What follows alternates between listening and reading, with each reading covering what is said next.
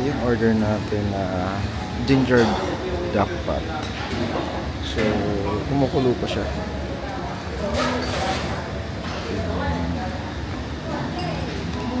Yan. And then, merong flame sa ilalim. Yung side dish niya.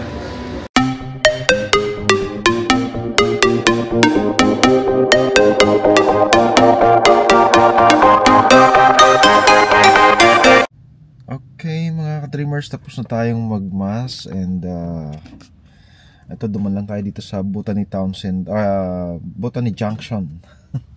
Para ano, may bibilhin lang tayo dito sa sa Chemist Warehouse.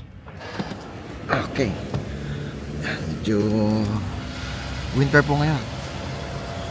Kaya malamig po ang panahon. So, ito po yung Botany Junction.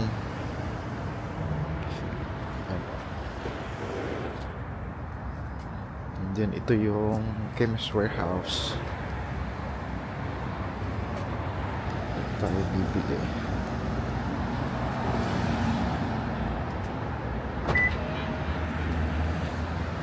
Lamig.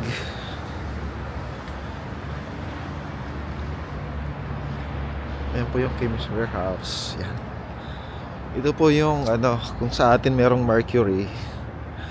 Ito dito sa New Zealand, ito po yung Chemist Warehouse. Pinakamalaking chain ng drugstore dito. So, ayan po. Pupunta tayo dyan.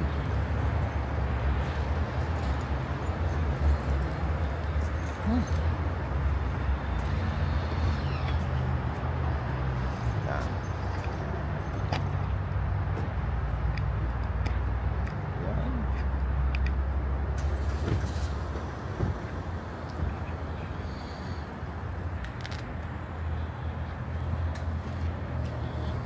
Okay. So, bibili lang tayo.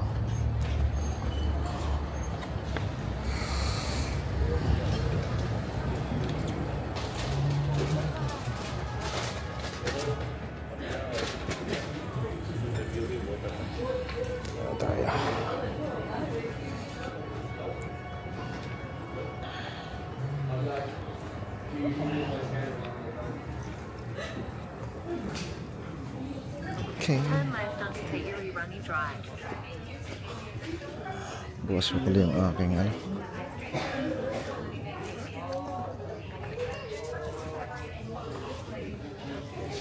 Close ko muna yung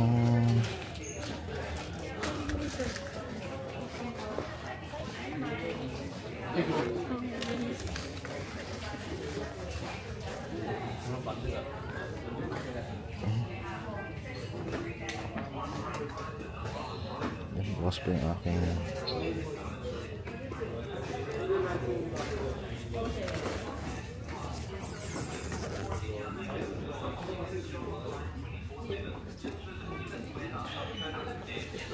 maghahanap tayo ng body shampoo para sa winter, para sa dry skin, kasi tawag dito, pagka hindi po body shampoo na pang moisturizer yung ginagamit natin, so nangangati yung natin, yung balat. Ganun po pagka so ito yung natin, ito yung brand natin, si Aveeno lotion.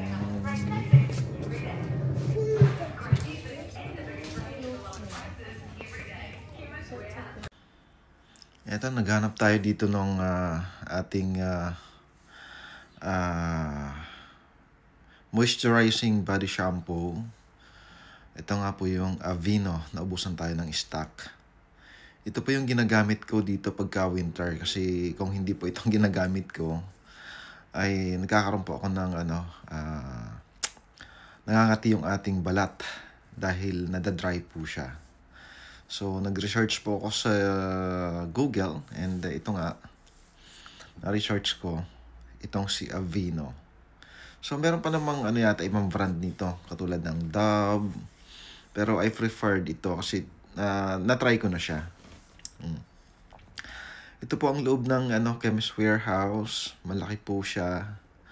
Actually yung siguro kaya tinawag siyang warehouse kasi parang yung gondola niya para siyang pang warehouse talaga.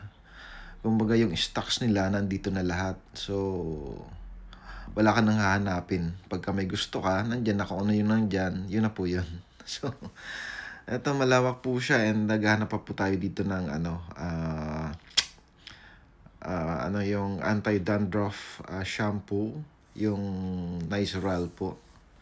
Kasi dito sa Pilipinas po may meron akong scalp.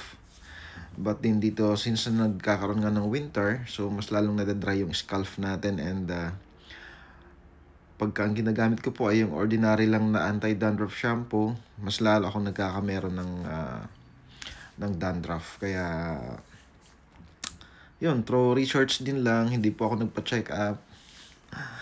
At ito nga, na-recommend sa akin itong si Nizoral. Kasi meron po siyang ketoconazole. Actually, effective naman po siya. Kaya lang dito pagka winter, hindi po katulad yan sa atin sa Pilipinas na pwede kang maligo everyday. Dito, medyo medyo mahirap maligo everyday. Kasi nga, especially sa umaga, napakalamig po talaga pagka winter. Pero effective po itong Nizoral na shampoo. At yan nga, habang hinanap po natin yung gondola nitong Nizoral na shampoo, so medyo nahirapan tayong hanapin. At ito na nga, ito po siya yung brand na ginagamit natin, anti-dandruff shampoo na Nizoral. So effective po siya. Actually marami naman po ditong ibang brand. But then sa Philippines pa lang ay familiar na sa akin itong brand na ito na Nizoral. Medyo pricey po siya pero effective naman. So okay lang naman basta marirelieve po yung natin. And yan nga, kasi merong yung pinaka-staff po nung Chemist Warehouse, meron siyang ina-assist na customer. May hinahanap yatang something brand or nagpapatulong yung customer.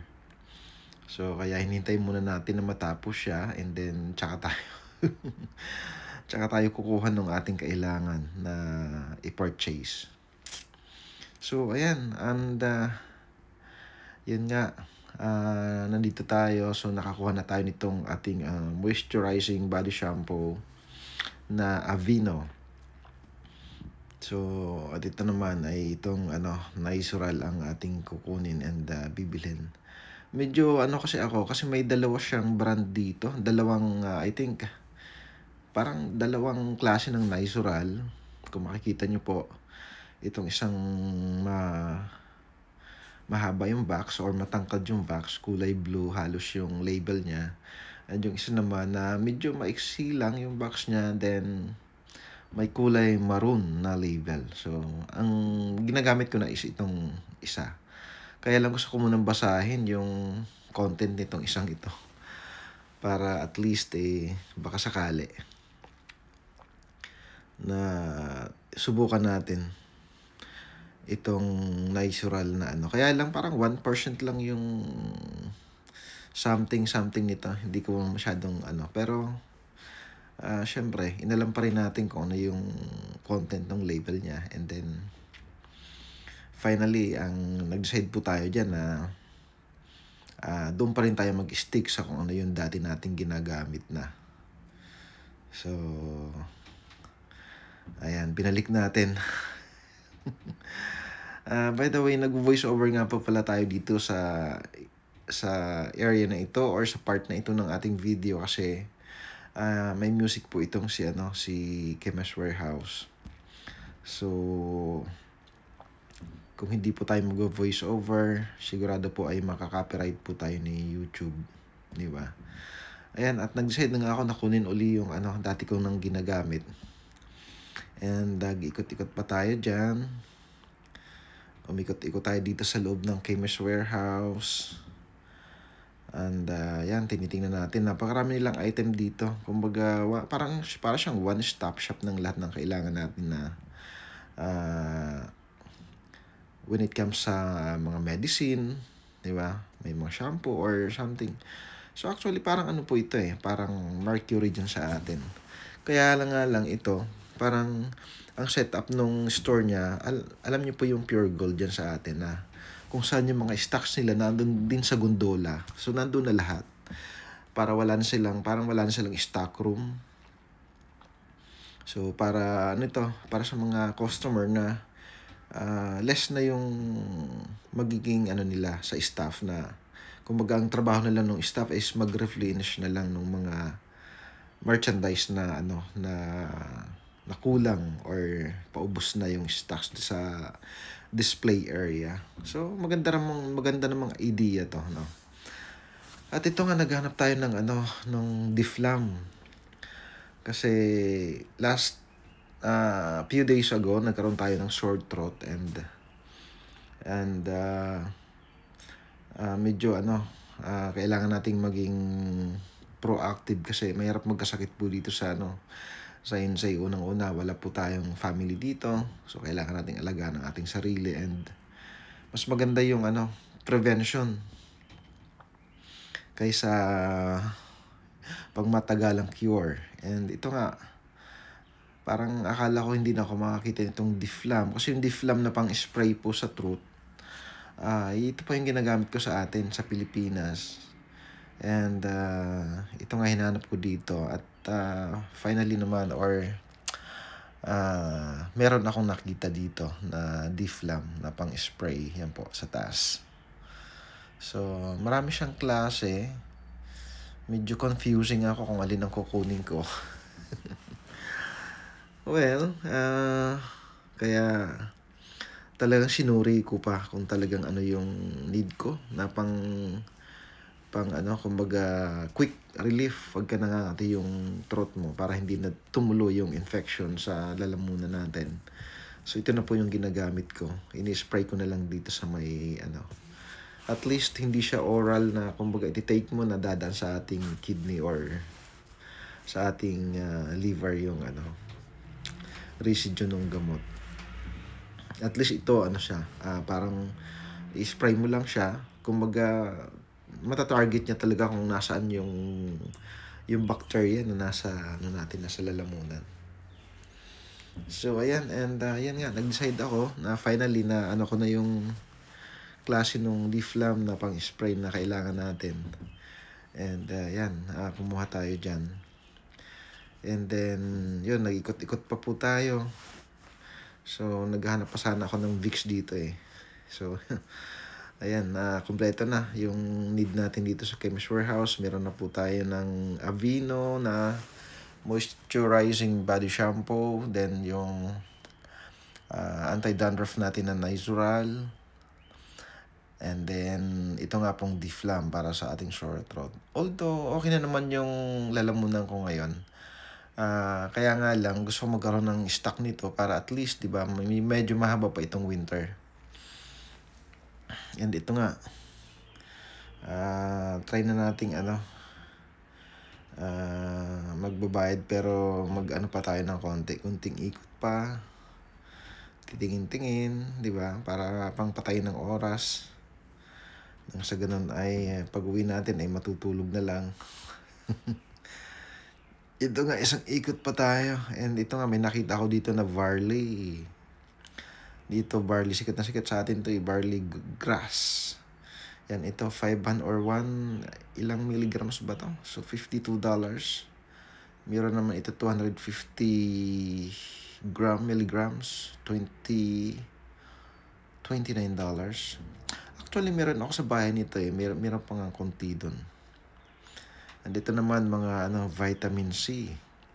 So itong mga vitamin C nila dito, pwede mo siyang bilhin over the counter. Kaya lang ayaw ko mag-self-medication, especially pagka ganitong vitamins. Mas gusto ko yung reseta ng doktor. Mahirap na kasi oral po ito Tinitake siya orally. So ayan, ikot-ikot pa po tayo dyan. And then Ito, may nakita ako ditong Manuka or yung parang honey siya na pang ano din sa sore throat. Ini-spray din lang.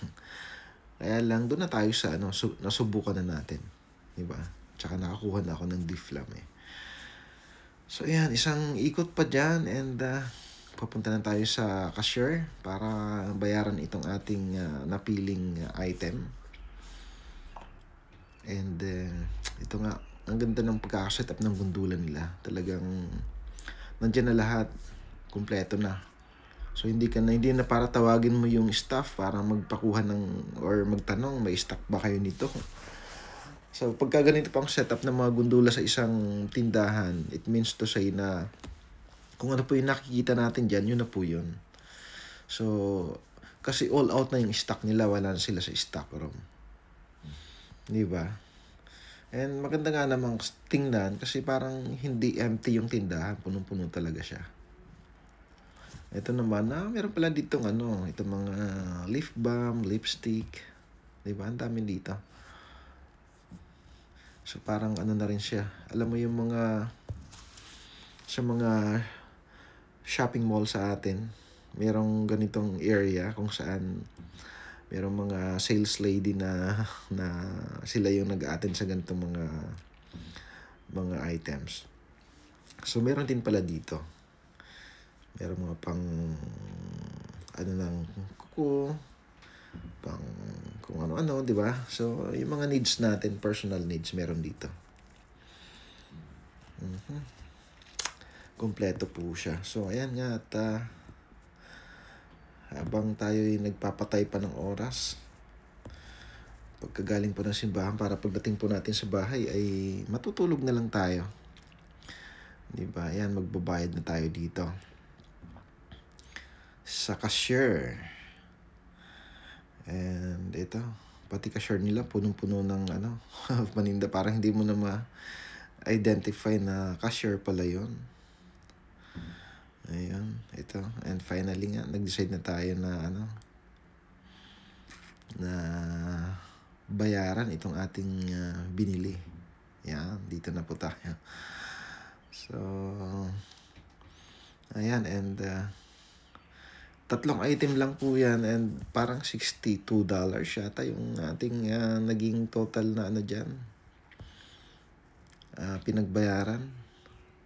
So, tinatanong ko dyan yung cashier kung may surcharge pagka yung tinatap na lang yung payment.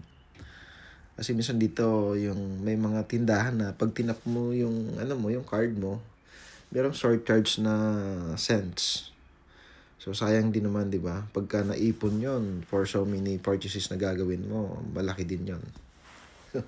Kaya lagi ako nagtatanong kung may surcharge. Pag may surcharge, kailangan mong yun, tapos na. Nakapagbayad na tayo, mga ka-dreamers. Yan po si Chemist Warehouse.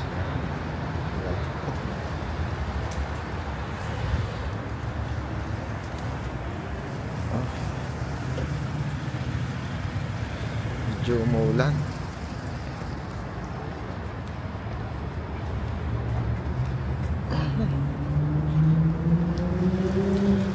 Okay. Alright. Punta na tayo sa sasakyan and then ikot tayo sa dito. Hanap tayo ng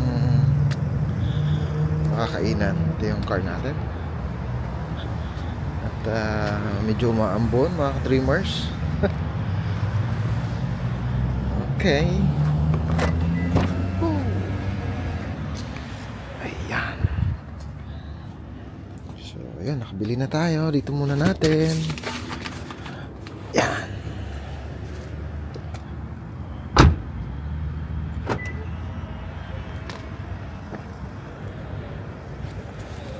Tayo mga kainan dito.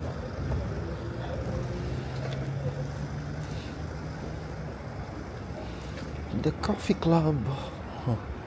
Kasi hindi naman tayo nagkakape eh. Sorry.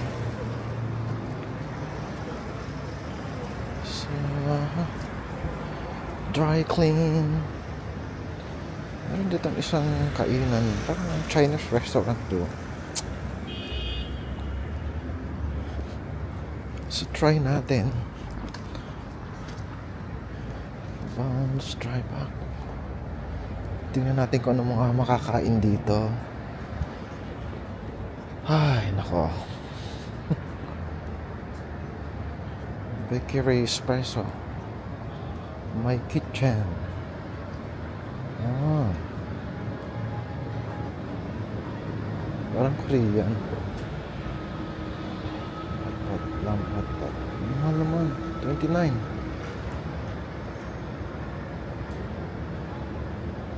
Vegetarian herb hotpot.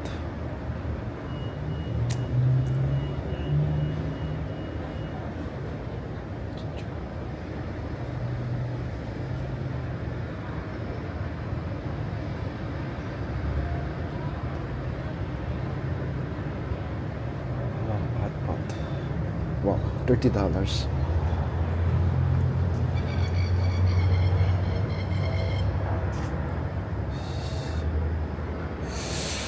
Fuh. Try nga, malamig eh. Gourmet pizza. Gourmet peri-peri. Talaga? Ano silang peri-peri pizza?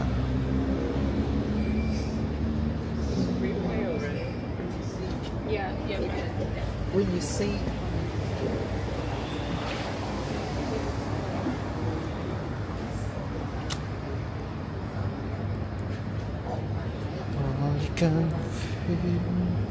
ito naman, Chinese and European takeaway. Takeaway? So together.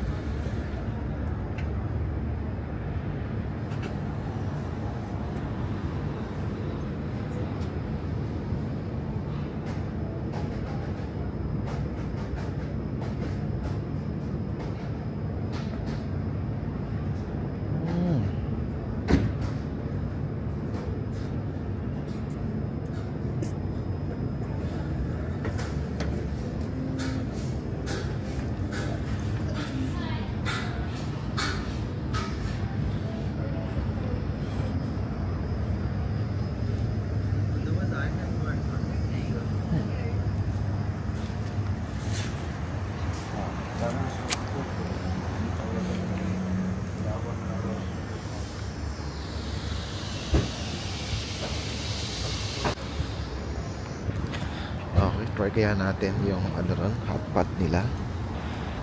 Is it Korean or Chinese? Gourmet pizza. What? You want to see? Taiwan, yeah, Taiwan. New York. So hindi siya Chinese, it's Taiwan. White rice.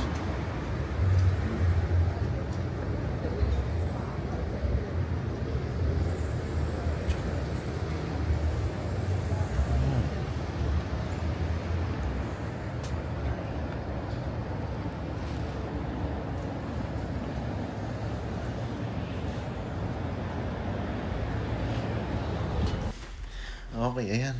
Pumasok po tayo dito sa isang Taiwanese restaurant. Kasi may nakita tayong medyo nagustuhan nating hot pot. So, ito. Meron sila ditong kiosk kung saan pwede kang umorder.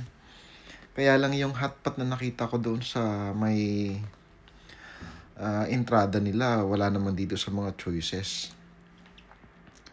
Pero nag-ano pa rin ako, in-scroll ko pa rin siya para tingnan pa kung ano ibang mga menu nila. So then finally ay pumunta tayo sa may cashier para umorder. And ito nga ang gusto nating orderin, yung ginger duck hot pot. So, tinatanong ako dyan ng cashier kung take out daw ba or dine in. So, yan, medyo hindi kami masyadong nagkakaintindihan dahil parang Chinese yata itong cashier nito. So, tinuro niya kung yun daw ba ang kailangan ko. And then, akala ko separate yung rice So yung pala, parang combo na siya. Kasama na yung ano doon, yung rice. Yan, and in-order na natin. So, may sinet siya sa aking table. Actually, dito yung restaurant na po ito nakakatuwa kasi yung nag-serve sa kanila ay ano na siya, robot na. Nakakatuwa naman. So, yan, habang hinihintay natin yung ating in-order, ito, marami din naman kumakain. Maganda yung ambience nung restaurant. Yan, habang ano, tama-tama po ito sa taglamig. At ito nga, habang tayo'y naghihintay ng ating order, ayan. So, nag-usyuso tayo. Yun po yung robot, oh. Siya na po yung nagdadala nung food in order. Parang sa atin meron na rin ganito eh. So, alam mo naman tayo, medyo namamangha pa tayo sa mga ganyan. Dahil first time natin makapasok sa isang restaurant na may ganyan ng service. At ito na nga, dumating na yung ating in-order na ginger duck hot pot. At yan, meron pa siyang blue flame sa ilalim. So, tama-tama po ito sa panahon ngayon. Taglamig, winter. Kaya, ito in-order natin. At ito nga, ito yung side dish niya. Parang mga pickle or something. Ito, may isang hiwa ng orange. And then, isang bowl na rice. Yan, ito po yung ating in-order na ginger duck hot pot. So, titikman natin kung ano nga po, masarap nga po itong ano. Nakakatuwa naman. Parang akala mo ang daming laman, no? Pero, sabi nga sa isang linggong pagtatrabaho natin, parang reward. Reward sa sarili natin, di ba? Although kahit malayo tayo sa family natin, hindi natin kasama yung ating mahal sa buhay, pero kailangan pa rin nating bigyan ng reward yung ating sarili dahil sa isang buong linggong pagtatrabaho. At yun nga, kumuha ako dyan ng isang maliit na bowl para pang sa paghigop natin ng sabaw nitong ginger duck hot pot. Ayan, and samahan niyo po ako habang ini-enjoy itong ating in-order. Titikman natin kung ano nga pa talaga siya. Siguro ang lasa nito, kasi ginger siya, more on mas nangingibabaw yung ginger. Nang sa ganun nga naman ay ma-overwhelm niya or ma-overpower niya yung minsan kasi yung duck pagka hindi po maganda ang pagkakaluto, meron siyang parang stinky or something na malansa. Pero ito, since nga na ginger, so I hope so na nawala niya yung something stinky or malansa na aftertaste ng duck. At yun nga, masarap nga yung masarap yung kanilang pagkakaluto nitong ginger duck hot pot. At yan mga dreamers, kain tayo. So may po dito, merong chopstick. Pero siguro naalaman nung na hindi naman ako Chinese or something. Baka na-recognize siya kagad na Pilipino to. Kaya nilagyan niya ng tinidor. Pero may chopstick po niya. Kaya lang hindi po tayo marunong gumamit ng chopstick eh. So, minsan nga yung mga kumakain, itong mga katabi kong kumakain dito na parang mga Chinese or Vietnamese, nakatingin sila sa akin. Kasi syempre nakita nila Asian yung mukha ko, but then kutsara, tinidor ang ginagamit ko. Syempre Pilipino tayo eh. Iwan ko ba, tinatry ko na pag-aralan gamitin ng chopsticks eh. Pero hindi ko talaga siya parang kasi meron naman eh, may kutsara tinidor naman, ba't ko pa kailangang masterin yung chopstick, di ba? Mag-kutsara tinidor na lang ako.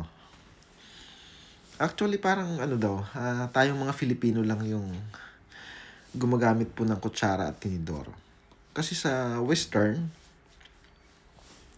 usually pong ginagamit nila is tinidor at saka kutsilyo. Pagkakain sila ng mga steak or something. So tayo mga Pinoy kasi yung mga meals natin, di ba, malimit, mga ginayat na maliliit. So napaka-ideal na gamitin yung tinidor at saka yung kutsara. Actually ako pag kumakain, mas komportable ako na gumagamit ng kutsara at tinidor. Naalala ko pa since nung bata pa ako, parang na-practice ko na to eh. Kasi iniisip ko, pagka magkakamay, so maghuhugas ka pa ng kamay. Before kang kumain, then after kang kumain, di ba? Pero kung tinidor, so tinidor at kutsara, okay na. Di ba? Kahit hindi ka na ng kamay, maghugas ng kamay. Actually, yung nanay ko noon, parang pinipredict niya ako na daw ako, masyadong yung parang hindi naman high standard. Porque ba gumagamit tayo ng tinidor at kutsara ay high standard na kaagad? Hindi naman. Sa akin personally, may sarili po akong purpose kung bakit kutsara, tinidor yung ginagamit ko. Unang-una, hindi na po ako maghuhugas ng kamay before and after kumain. Pangalawa, pagka nagkakamay po kasi, minsan, lalo pag ang kinakain natin mga isda or something na medyo matatapang yung amoy, kahit na after ng maghugas tayo ng kamay, may amoy pa rin siya doon sa kamay natin. Na parang after smell, di ba? Yung pag inamoy mo, yung maamoy mo pa yung kung ano yung inula mo. So, minsan hindi kaya ng ordinaryong sabon lang eh. Sa akin, ang ginagawa ko, ginagamit kong sabon after kumain kung pagka nagkakamay ako is yung shampoo. Yeah, yung shampoo, pagka ginamit mo yun, lalo yung mabango na shampoo, talagang nawawala yung or sometimes, alam niyo po yung kalamansi, yun lang ang nirarab ko sa kamay ko. Siguro isa sa mga factor yun kung bakit I always choose na pagka kumakain ay gumamit ng kutsara at tinidor. Hindi po ako nagkakamay. Hindi ko alam kung tamad ba ako maghugas ng kamay or nagiging practical lang ako, di ba? Siyempre, makakatipid ka nga naman sa, di ba, sa sabon para tanggalin mo yung amoy ng pagkain doon sa kamay mo. At yan nga, masarap nga yung pagkakaluto nila ng duck. Kaya lang, parang madaming buto yung duck na sinerve sa akin. Hindi ganun kadami yung meat ng duck. Pero okay siya, masarap siya for $29. Sulit naman. And then, sad nga lang dahil hindi ko kasama yung aking mag-ina habang kumakain, di ba? So, tinawagan ko na lang yung asawa ko. Sinabi ko sa kanya, nagpaalam ako na ito, kumakain ako sa isang Taiwanese restaurant ng ginger duck hot pot na mag-isa. Kaya lang no choice naman tayo eh. Sabi nga kailangan nating ipagpatuloy yung buhay natin dito sa New Zealand kahit na medyo malayo yung family natin. And pasasaan ba? Darating naman yung panahon na makakasama ko sila dito. Hopefully po. At siguro sa akin kasi personally parang mas okay na ako muna tumira dito para mapag-aralan ko muna yung lugar, magamay ko kung ano yung mga kalakaran dito before sila pumunta para at least hindi na sila mahirapan na kasabay ko pang mangangapa dito. So at least ako, katulad niya, nagda-drive na ako. So marunong ako mag-drive, paikot-ikot dito sa New Zealand. So at least hindi na kami, pagdating nila, hindi na sila mahirapan, no? At yan nga, tapos na po tayong kumain. Okay naman, masarap yung nila. ginger duck hot pot. Ayun, tinatanong ko yung waitress nila. Hindi pala nakakaintindi ng English yung isa lang marunong mag-English. Tinanong ko kung Taiwanese ba sila or Chinese.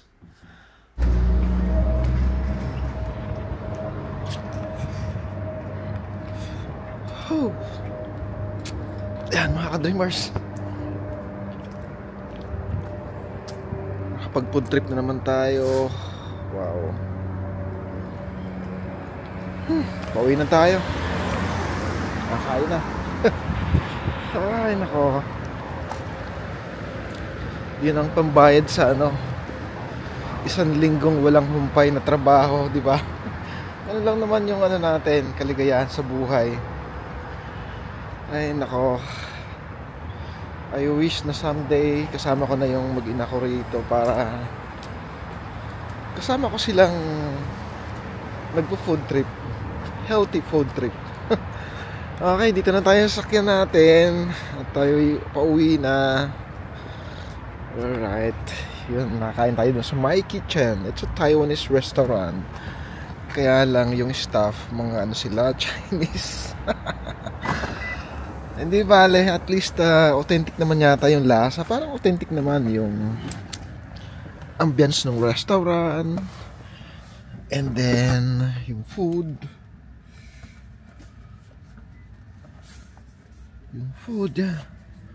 Parang there's something. Okay.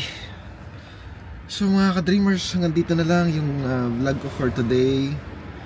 And pasensya na kayo, hindi tayo masyado nakakapag-upload kasi sobrang busy nga po. Every week talaga halos wala akong day off dahil kahit linggo may pasok kami. So sinasamantala ko na pasukan kasi sayang naman, di ba? Although sa linggo naman half day lang naman yung pasok, so may time pa naman para magpahinga, mag-church at ganito nga, gumala ng konti para ma-relieve naman yung natin, yung pagod. So yan, hanggang dito na lang yung vlog ko for today. And maraming salamat sa ating 121 subscribers sa YouTube. And then syempre sa ating mga viewer, mga silent viewer natin na hindi nag-subscribe, thank you very much sa inyong panunood. And kung magustuhan niyo yung video ko, subscribe na po kayo. And in advance, nagpapasalamat na po ako. Okay mga ka-dreamers, hanggang dito na lang. Bye bye and see you next vlog.